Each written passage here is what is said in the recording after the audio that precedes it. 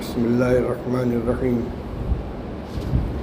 الحمد للہ رب العالمین والصلاة والسلام علی سید الانبیاء والمرسلین سیدنا و مولانا محمد وعلی آلہ واصحابہ اجمعین اما بعد قد قال رسول اللہ صلی اللہ علیہ وسلم کلکم راع وکلکم مسئول عن رعیتہ او کما قال رسول اللہ صلی اللہ علیہ وسلم۔ محترم بھائیو،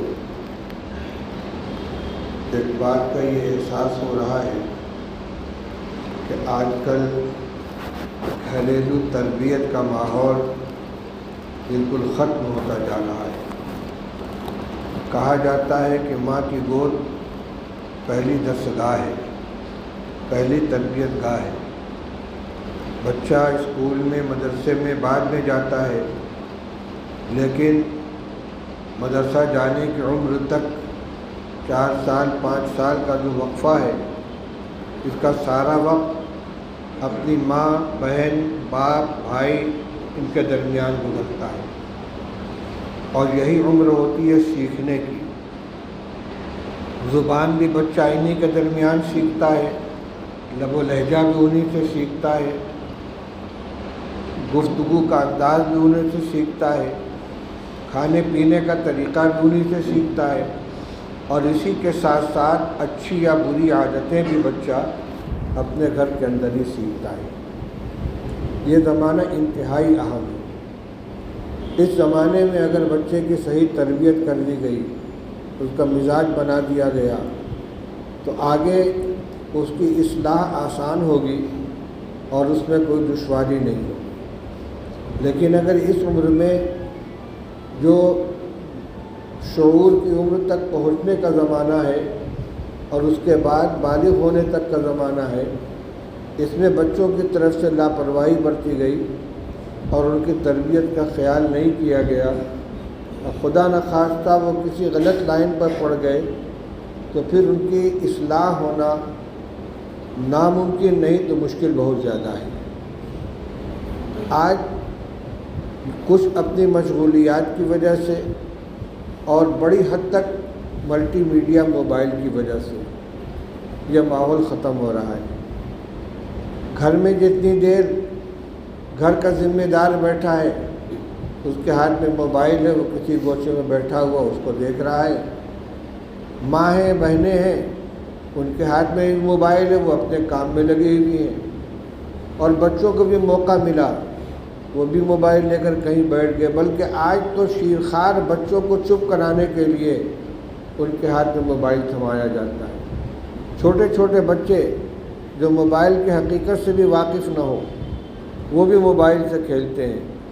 بچے گیم کے نام پر اور اس کے بعد بڑے دوسرے نام پر چیٹنگ کے لیے، میسج کے لیے، یوٹیوب اور واٹس ایپ کے لیے، اور اب تو نہ جانے کیا کیا اگڑم بگڑم اس کے اندر آ رہا ہے، علم غلم چلا آ رہا ہے، جس کی وجہ سے بہت نقصان ہو رہا ہے، عمر برباد ہو رہی ہے۔ میں نے اس کے پہلے آپ کو حدیث سنائی تھی، رسول اللہ صلی اللہ علیہ وسلم نے ارشاد فرمایا، نعمتان مغبون فیہما کثیر من الناس الصحۃ والفراغ۔ 2 نعمتیں ایسی ہیں کہ جن میں بہت سے لوگ خسارے میں، گھاٹے میں، نقصان اٹھا رہے ہیں۔ وہ 2 نعمتیں کیا ہیں؟ ایک صحت و تندرستی، دوسرے فرصت۔ فرصت کے معنی اوقات، زندگی کے جو لمحات ملے ہیں، جوانی کا زمانہ ہو، بچپن کا زمانہ ہو، ادھیڑ عمر کا ہو، بڑھاپے کا ہو، فرصت کے جو بھی لمحات ہیں، یہی مان لیجئے کہ کچھ مشغولیتیں ہیں۔ کوئی ملازم میں اپنی ڈیوٹی انجام دے رہا ہے، کوئی تاجر دکان کے اوپر بیٹھا ہوا ہے، کوئی صنعت کار ہے اپنی صنعت و حرفت میں مشغول ہے، لیکن کوئی کام ایسا نہیں ہے کہ جو 24 گھنٹے کا ہو۔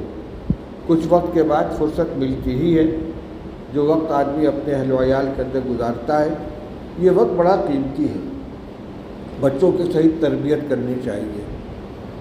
حضرت نبی کریم صلی اللہ علیہ وسلم نے فرمایا کہ ایک باپ کا اپنے بیٹے کے لیے سب سے بہترین عطیہ اچھے ادب کا سکھلانا ہے۔ وہ سونے چاندی کا ڈھیر لگا دے، بلڈنگیں کھڑی کر کے دے دے، اعلیٰ درجے کی تجارت ان کے حوالے کر دے، یہ اتنی قیمتی نہیں ہے جتنا قیمتی یہ ہے کہ اس کو ادب سکھائے، تربیت کرے، اس کی ایک مسلمان بچہ بن کر جینے کے اس کا ہنر سکھائے۔ خود نبی کریم صلی اللہ علیہ وسلم نے اس پر توجہ فرمائی ہے۔ حضرت عمر ابن ابی سلمہ رضی اللہ تعالیٰ عنہ یہ ربیب ہے رسول اللہ صلی اللہ علیہ وسلم کے۔ ربیب کا مطلب یہ ہے کہ آپ نے جب ان کی والدہ حضرت ام سلمہ رضی اللہ عنہ سے نکاح فرمایا تو بیوہ ہو گئی تھی، ان کے شوہر تھے حضرت ابو سلمہ رضی اللہ تعالیٰ عنہ، وہ بدر کے قریب انتقال کر گئے۔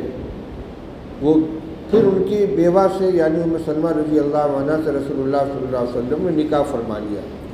اس وقت ان کی گود میں ایک تو بچہ تھا جس کا نام عمر، اور ایک صاحبزادی تھی زینب، اور ایک نام درہ آتا ہے۔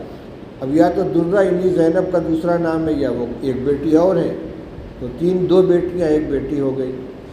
ان کی پرورش رسول اللہ صلی اللہ علیہ وسلم ہی کے گھر میں ہوئی ہے۔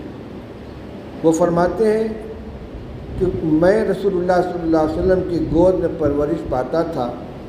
میں جب کھانا کھانے کے لیے بیٹھتا تو کانت یدی تطیش فی الصحفتی، میرا ہاتھ رکابی میں ادھر ادھر بہکتا تھا۔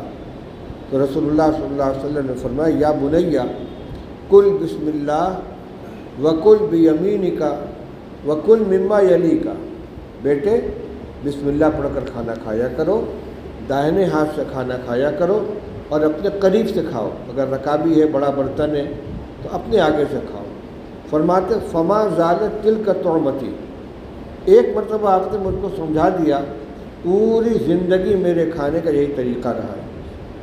اسی طریقے سے یہ بچوں کو سکھایا جائے، اپنے سامنے بیٹھ کر ان کو کھانا کھلایا جائے، دسترخوان بچھاؤ، ہاتھ دھل کر آؤ، بسم اللہ پڑھ کر کھانا شروع کرو، کھانا شروع پوچھے فوراً بسم اللہ کیا تھا، بسم اللہ پڑھو، اس کے بعد کھانا کھائیں۔ ان کو بتایا جائے کہ اپنے آگے سے کھاؤ، کھانا اتنا لو جو کھا کر ختم ہو جائے، اس کے بعد برتن صاف کرو، جھوٹا مت چھوڑو۔ جھوٹا تو خیر لوگوں کی گفتگو، ہمارے یہاں تو کوئی جھوٹا ہوتا نہیں، سورۃ المؤمن شفاء، لیکن بچا کر چھوڑ دینا یہ غلط ہے۔ برتن کو چاٹ کے صاف کرنا سنت ہے، اور اگر صاف کرے گا تو برتن دعا دے گا کہ جس طرح تو نے مجھ کو صاف کیا ہے اللہ تعالیٰ تجھ کو گناہوں سے پاک کرے۔ پانی پینے کا طریقہ بتائیں، رسول اللہ صلی اللہ علیہ وسلم نے ادب سکھایا ہے، بسم اللہ پڑھ کر پانی پیو، داہنے ہاتھ سے پیو، 3 سانس میں پیو، اور سانس لیتے ہوئے برتن منہ سے علیحدہ کر دو۔ 4 سنتیں ہوئی پانی پینے میں۔ آج بچہ پانی پی رہا ہے، بچہ کیا ہم بڑے پی رہے ہیں، کوئی ادب نہیں ہے، بائیں ہاتھ سے پی رہے کہ دائیں ہاتھ سے، بسم اللہ پڑھا کہ نہیں پڑھا، ایک سانس میں گٹر وہ اڑا گئے۔ یہ ادب ہمیں جب خود عمل کریں گے تو بچہ سیکھے گا۔ یہ بات بھی قابل توجہ ہے کہ ماں باپ کو اور بڑوں کو گھر میں ایسا رویہ اختیار کرنا چاہیے کہ بچہ اس کو دیکھ کر صحیح راستے پر چلے۔